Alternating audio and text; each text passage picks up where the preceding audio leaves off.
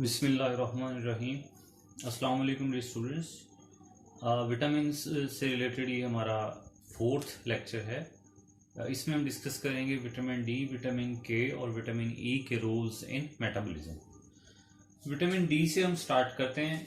ये only vitamin है that is usually not required in diet, क्योंकि सनलाइट की वजह में खुद ब खुद ये बॉडी में जो है वो तैयार हो जाता है, तो आमतौर पर इसकी ज़रूरत नहीं होती। यही वजह है कि इसको क्लासिफाइड किया जाता है एज अ हार्मोन। ये 3 ऑर्गन्स को टारगेट करता है। 3 ऑर्गन्स में इसकी एक्टिविटी, इसका रोल बहुत प्रोमिनेंट है। वो ऑर्गन्स हैं bone, kidney and intestine. First of all हम इंटेस्टाइन से स्टार्ट करते हैं। इन intestine this vitamin promotes absorption of calcium phosphate, promotes the absorption of calcium phosphate। किस तरह ये प्रमोट करता है और क्या इसका मैकेनिज्म है?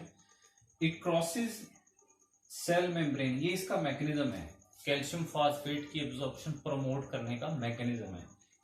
कैसे काम करता है? It crosses cell membrane and binds to cytoplasmic receptor. Cytoplasm में जो रिसेप्टर मौजूद हैं उससे ये बाइंड करता है टू फॉर्म अ कॉम्प्लेक्स, एक कॉम्प्लेक्स बना देता है which is translocated to nucleus. ये कॉम्प्लेक्स न्यूक्लियस में मुंतकिल हो जाता है, translocated to nucleus. Here it binds to chromatin and induces synthesis of calcium binding protein.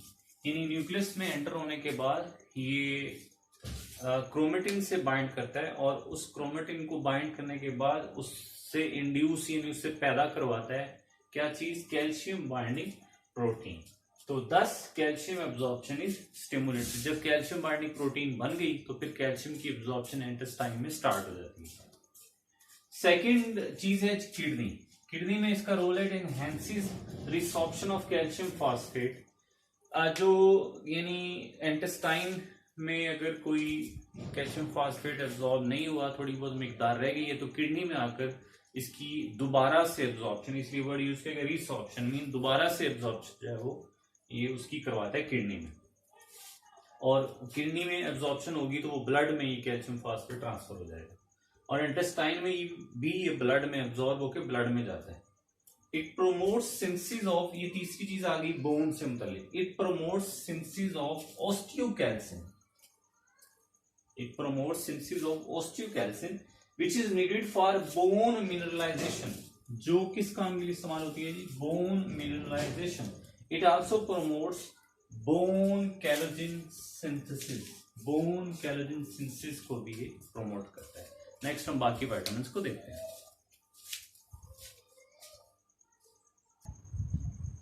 Students, let's C now vitamin E. Its role in metabolism, main function इसका as antioxidant है। In particular a lipid membrane antioxidant, खास तौर पे ये ऐसी membranes जो lipid membranes होती हैं जिनमें lipids मौजूद है, उनके ऑक्सीडेंट, एंटीऑक्सीडेंट के तौर पे, मतलब उसकी ऑक्सीडेशन को ये रोकता है। Provides protection from action of peroxides। पेरोक्साइड्स का जो एक्शन है उससे ये हिफाजत करता है बाय कन्वर्टिंग देम। पेरोक्साइड्स को ये कन्वर्ट किस में करता है? Converting them to a product conjugating with glucuronic acid and excreted in body. This protection is very much evident in prevention of hemolysis of red blood cells by H2O2। यानी red blood sales की जो haemolysis है hydrogen peroxide से, बिल्कुल वैसा ही इसका mechanism है। यानी यही मैकेनिज्म इसका मेम्ब्रेन्स की एंटीऑक्सीडेशन को रोकता है पेरोक्साइड्स से, और यही जो प्रोटेक्शन है, यही जो मैकेनिज्म है, ये रोकता है hemolysis of red blood cells को। किससे? By hydrogen peroxide. इसका जो मैकेनिज्म है ये आपके सामने लिखा है, यहां से इतना इसका मैकेनिज्म है ये। तो फर्स्ट ऑफ ऑल आप देखें अल्फा टोकोफेरोल ये इसकी एक फॉर्म है और फ्री रेडिकल एक्शन इसके ऊपर हुआ। ये आर ऊपर डॉट मतलब है, ये अल्काइल फ्री रेडिकल है। जब ये इसके ऊपर एक्ट करेगा तो फ्री रेडिकल यानी ये एक हाइड्रोजन एब्जॉर्ब कर लेगा, जिसका फ्री रेडिकल खत्म हो जाएगा।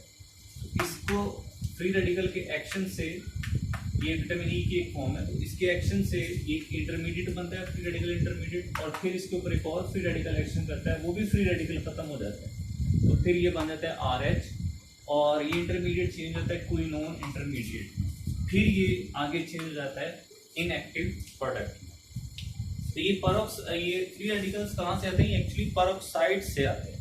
तो ये पेरोक्साइड्स के आने वाले फ्री रेडिकल्स को इनएक्टिव फॉर्म में चेंज कर देते हैं। फ्री रेडिकल्स को इनएक्टिव में चेंज करना क्यों जरूरी? क्योंकि फ्री रेडिकल केमिस्ट्री सेंस में बहुत ज्यादा रिएक्टिव होते हैं, तो इसलिए उनके साथ रिएक्शन करके उनको एक अनरिएक्टिव फॉर्म में चेंज कर देते हैं।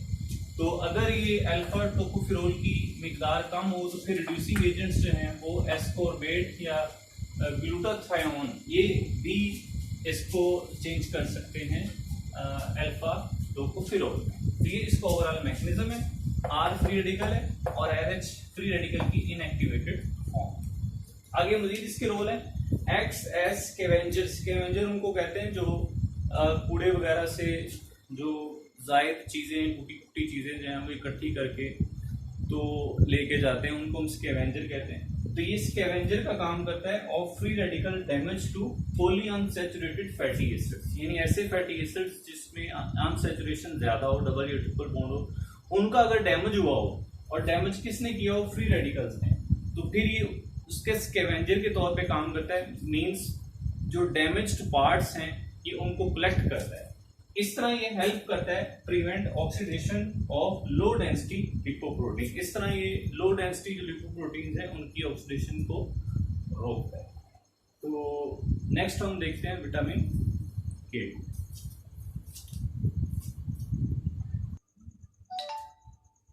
जी students, let's see the role in metabolism of vitamin के।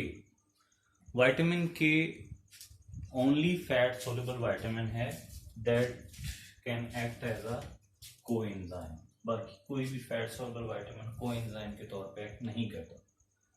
ये चाहिए होता है फॉर पोस्ट ट्रांसलेशनल मॉडिफिकेशन, यानी ट्रांसलेशन प्रोसेस जो प्रोटीन सिंथेसिस का है उसके बाद जो मॉडिफिकेशंस उसमें चाहिए होती हैं, तो उस मॉडिफिकेशंस में ये रिक्वायर्ड होता है सेवरल प्रोटीन्स के लिए। और वो कौन सी प्रोटीन्स हैं? That are required in coagulation cascade. Coagulation या ब्लड क्लॉटिंग एक ही चीज है, और यानी ब्लड जो है वो लिक्विड स्टेट में होता है, तो उससे जो है उसका ब्लड का सॉलिडिफाई होना या जेल फॉर्म में चेंज होना, इसको कहते हैं कोआगुलेशन। और कैस्केड कहते हैं एक ऐसे प्रोसेस को जो एक सीरीज ऑफ स्टेप्स में होता है, यानी कोआगुलेशन अचानक नहीं हो जाती। पहले एक फैक्टर कोआगुलेशन का काम करता है, फिर उसके रिजल्ट के बाद दूसरा काम करता है, फिर तीसरा, फिर चौथा, इस तरह मुसलसल एक प्रोसेस जो है वो एक स्टेप्स में होता रहे। इस प्रोसेस को हम कहते हैं कैस्केड। तो कोआगुलेशन कैस्केड होती है, ये एक ही स्टेप में नहीं होती। तो ऐसी प्रोटीन्स जो कोआगुलेशन कैस्केड के लिए चाहिए होती हैं, उन प्रोटीन्स की पोस्ट ट्रांसलेशन मॉडिफिकेशन के लिए विटामिन के जो है वो चाहिए होता है। तो ये फैक्टर्स हैं, ये कोआगुलेशन फैक्टर्स की एग्जांपल हैं 2, 7, 9 एंड 10। आगे इसका मैकेनिज्म लिखा हुआ है कि ये किस तरह काम करता है। Vitamin K dependent enzymes carry carboxylation. Carboxylation किसे कहते हैं? Addition of carboxyl group. Carry carboxylation of specific glutamate residues कह लें, या सिंपल वर्ड आप कह लें साइड चेन। यानी जो ग्लूटामेट साइड चेन है, ये ग्लूटामेट साइड चेन कहाँ होती है? प्रोथ्रोम्बिन पे। ये एक कोआगुलेशन फैक्टर है, एक प्रोटीन है प्रोथ्रोम्बिन। इसके ऊपर एक साइड चेन होती है ग्लूटामेट की, तो इस साइड चेन पे कार्बोक्सिलेशन करवाई जाती है। एक कार्बोक्सिल ग्रुप पहले ही इस पर होता है, तो फिर दूसरा कार्बोक्सिल ग्रुप जो है वो विटामिन के डिपेंडेंट एंजाइम जो है वो लगा देते हैं। तो ये एक्टिवेशन इस तरह प्रोथ्रोम्बिन की हो जाती है। सेकंड जो कार्बोक्सिल ग्रुप है, the presence of second carboxyl group on glutamate, तो सेकंड कार्बोक्सिल ग्रुप कहां पर आएगा, उसको कहेंगे गैमा कार्बोक्सिल ग्लूटामेट। यानी ग्लूटामेट के ऊपर अगर एक और कार्बोक्सिल ग्रुप लगा देंगे तो अब उसका नाम क्या हो जाएगा, गैमा कार्बोक्सिल ग्लूटामेट। याद रखें, ग्लूटामेट में एक कार्बोक्सिल ग्रुप ऑलरेडी मौजूद होता है, दूसरा कार्बोक्सिल ग्रुप गैमा पोजीशन पर लगेगा, उसका नाम हो जाएगा गैमा कार्बोक्सिल ग्लूटामेट। तो सेकंड कार्बोक्सिल ग्रुप के आने से क्या होता है, फास्फोलिपिड बाइंडिंग प्रॉपर्टीज डेवलप हो जाती हैं। किसमें, प्रोथ्रोम्बिन में, in presence of calcium enzyme. Second carboxyl group के आने से प्रोथ्रोम्बिन में फास्फोलिपिड की बाइंडिंग जो प्रॉपर्टीज हैं वो डेवलप हो जाती है in presence of calcium ion, और फिर प्रोथ्रोम्बिन जो है वो चेंज हो जाता है थ्रोम्बिन में। इनमें थोड़ा सा स्ट्रक्चर का डिफरेंस है, प्रोथ्रोम्बिन थ्रोम्बिन में चेंज आता है, और ये चीज बड़ी इंपॉर्टेंट है फॉर क्लॉटिंग, या इसको आप ब्लड क्लॉटिंग, ब्लड का वर्ड भी यहाँ पर यूज कर सकते हैं, ब्लड क्लॉटिंग या ब्लड कोआगुलेशन आप कह सकते हैं, कि प्रोथ्रोम्बिन का थ्रोम्बिन में चेंज होना ये बड़ा इंपॉर्टेंट है। और ये चेंज किस तरह होता है, ये प्रोसेस आपको इसमें बताया गया। तो आगे एक नेक्स्ट व्हाइट बोर्ड स्क्रीन में इसकी जो केमिकल इक्वेशन है वो देखते हैं। जी स्टूडेंट्स, आप अब देख सकते हैं कि ये ग्लूटामेट जो है साइड चेन है प्रोथ्रोम्बिन प्रोटीन पे, यानी ये जो बॉन्ड एक्सटेंड हो रहे हैं, ये बॉन्ड आगे जा रहा है, ये बॉन्ड आगे जा रहा है, ये किसी प्रोटीन से अटैच है इतना हिस्सा, और ये हिस्सा क्या कहलाता है, ग्लूटामेट। ठीक है, इसमें आप देखें ये कार्बोक्सिल ग्रुप है, C double bond O H आगे नहीं है, लेकिन इसके बावजूद हम इसे कार्बोक्सिल ग्रुप ही कहते हैं, एच हो या ना हो। तो CO2 एंटर होगी, और साथ में vitamin K dependent glutamyl carboxylase, ये वही एंजाइम है जिसकी पीछे बात हो रही थी, कि ये एंजाइम क्या करता है, इसकी गैमा कार्बन पे, ये वाली कार्बन गैमा कार्बन है, इस कार्बन पे एक और कार्बोक्सिल ग्रुप अटैच करता है। वो कार्बोक्सिल ग्रुप कौन देता है, CO2। CO2 का अगर हम इसको खोल के देखें तो ये फार्मूला होता है C double bond O, C double bond O। तो ये CO यहाँ पर आकर अटैच होता है। तो ये आप देखें, ये सेकंड इस एक H रिमूव होता है, उसकी जगह पे C डबल बॉन्ड O और फिर C सिंगल बॉन्ड O, यानी CO2 इस तरह आकर अटैच होता है कि एक O से डबल बॉन्ड और एक O से सिंगल बॉन्ड होता है। वो इसलिए क्योंकि C 5 बॉन्ड नहीं बना सकता, अगर इधर भी 2 होते, इधर भी 2 होते, इधर 1 होता तो फिर ये 5 हो जाने थे। तो ये C क्योंकि 4 बॉन्ड्स बनाता है, इसलिए एक ऑक्सीजन के साथ सिंगल बॉन्ड होगा, जिस ऑक्सीजन से सिंगल बॉन्ड होगा उस ऑक्सीजन के ऊपर नेगेटिव चार्ज होता है। तो इसका नाम बनेगा gamma carboxyl glutamate in a protein. ये प्रोटीन कौन सी है जिसकी हमने यहां जिक्र किया, प्रोथ्रोम्बिन की। तो thank you for watching, this is all up to vitamins. अल्लाह हाफिज।